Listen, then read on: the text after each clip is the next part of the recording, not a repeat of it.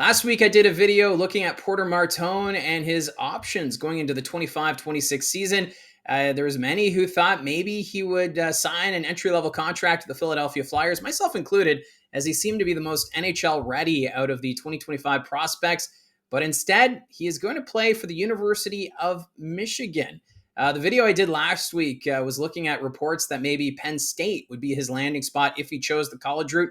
But instead, he's going to join his former teammate in Brampton, Jack Ivankovic, with the University of Michigan. So the program getting a very sought-after prospect here from the Brampton Steelheads. He was a competitor on the ice, game in, game out, has that physical style, brings that leadership, and obviously that's something that the Brampton Steelheads are going to have to try and find to fill that gap, as he brought a lot to this organization. And I know last season didn't go according to plan for Brampton.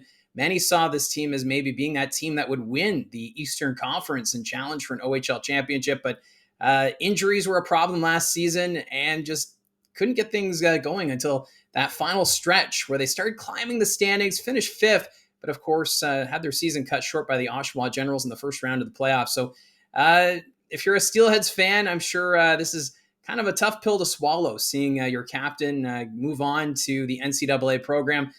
This is going to have some ripple effects when it comes to the OHL franchise, and we'll see how they're able to handle it. But they do have some good prospects coming up. They've drafted well at the 2025 OHL priority selection, but this just means I think it delays that retool a little bit here for the Steelheads going into next season. They still have Braden Gillespie in net, a very capable goaltender, and we'll see how Brampton will manage this situation going forward. But the big news today, Porter Martone has decided to commit to the NCAA and join the University of Michigan starting in the 25-26 season. And if you're a fan of the Brampton Steelheads, love to see your comments, your thoughts on the situation, and how do you see your team doing for next season? Are they going to be a team that's going to make the playoffs? Do you think they miss the playoffs? How are you seeing this team? Because I still think Brampton should be a playoff team in the Eastern Conference, but obviously, the loss of Porter Martone, this is going to be hard.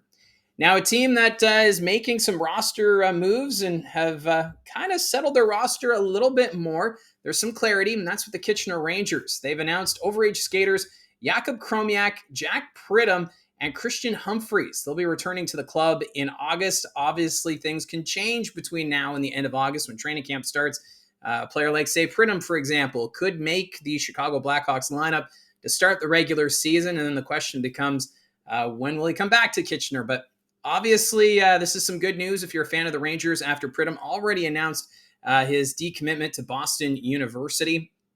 He says he wants to make the Chicago Blackhawks roster and is okay with returning to Kitchener to play for the Rangers after he joined the team from the BCHL. Kromiak, though, he's an interesting one because he benefits from the CHL rule change that now allows 3 imports on the roster. He was a great pickup from the Kingston Frontenacs last year, fit in quite nicely on the blue line. So Kromiak bringing that veteran style on the blue line. Kitchener, Mike McKenzie, likes what he sees and has decided that they'd like to see Kromiak be one of the overagers going into next year. And we also saw Christian Humphreys have a solid year with Kitchener. He joined the team late as well. But it is nice to know, I think, if you're a Rangers fan, some of the roster decisions are being made. And this kind of gives opportunities for other players, like, say, Chris Griszolia, who will not be returning to the Kitchener Rangers next season, which is kind of tough because he's a former Barrie Colt. I know he wasn't scoring a lot of goals. His points wasn't a part of his game, but he was one of those, he had a good hockey sense. Great defensively as a forward as well. Really strong on the penalty kill. So it's kind of too bad that this means that Griszolia won't be a part of the team next year as an overager. It also means Cameron Mercer will not be returning to the Kitchener Rangers lineup as well. So you are only allowed to dress 3 overagers during the regular season. You can have extra OAs on your lineup, but you have to trim it down to 3 by the OHL trade deadline. But the Rangers seen as a team that could challenge in the Western Conference. London should take a bit of a step back, but they're still going to be competitive. But Kitchener looking to take that inside track with a lot of returning players, and this team wanting to host the Memorial Cup in 2027. Expect this team to be competitive for the next 2 seasons at the Odd. It's going to be a lot of fun to see what this Kitchener Rangers team can do.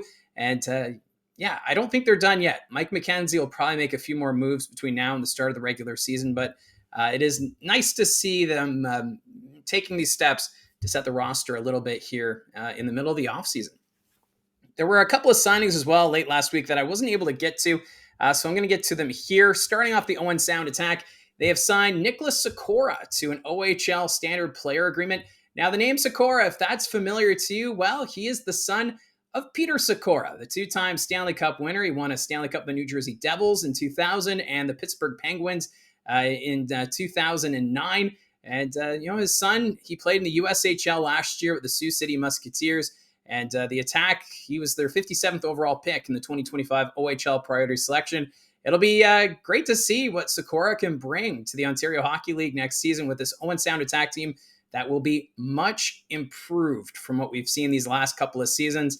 And I know fans already in Owen Sound pretty excited to see what's in store for this team going forward. And Nicholas Sykora, he'll be joining the Owen Sound lineup for 25-26. And Erie Otter fans, there's going to be a name that you're familiar with, Misiak. But instead of Martin Misiak, his brother Alex has signed an OHL player scholarship and development agreement.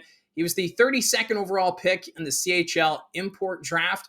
So Misiak, he spent time between Slovakia and the USHL playing with the Waterloo Blackhawks.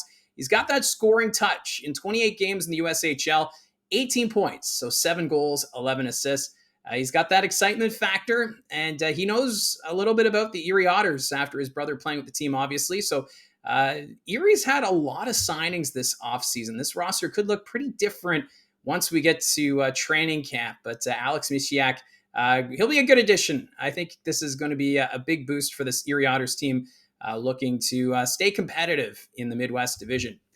And now finally, in broadcasting news, Belleville Bulls longtime broadcaster Jack Miller is set to call his last broadcast. After 51 years calling hockey games, Jack Miller has announced that he's hanging up the microphone. And I know the Belleville Bulls, they haven't been in the Ontario Hockey League now for 10 years or so.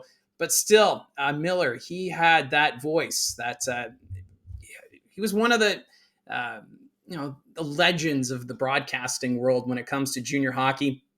He was actually a part of the OHL Game of the Week when it was on global television from 1988 to 2002, along with his duties with the Belleville Bulls. He also did some World Juniors coverage with TSN, helping out with Ottawa Senators broadcasts during that time. So Jack Miller, one of the hardest working broadcasters that has called games in the Ontario Hockey League, calling it a career. And I was able to meet Jack Miller, especially when I was covering the Sudbury Wolves.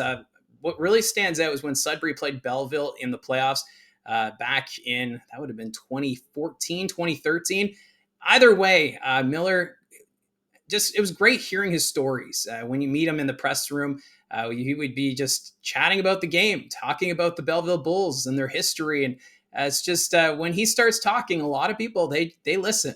And he also has a great sense of humor and was also really involved in the community of Belleville. So congrats to Jack Miller calling it a career. Maybe we can get him here on the channel. I know Larry Malott of the Guelph Storm announced his retirement at the end of last season and was able to do an interview with him here on the channel. It's just the changing the guard, it seems, when it comes to broadcasters in junior hockey. So Jack Miller, the latest to announce his retirement, and all the best going forward. So that's how I see it from the booth. Let me know in the comments down below your thoughts on any of these news items. Don't forget to hit like and subscribe, and we will talk to you again soon.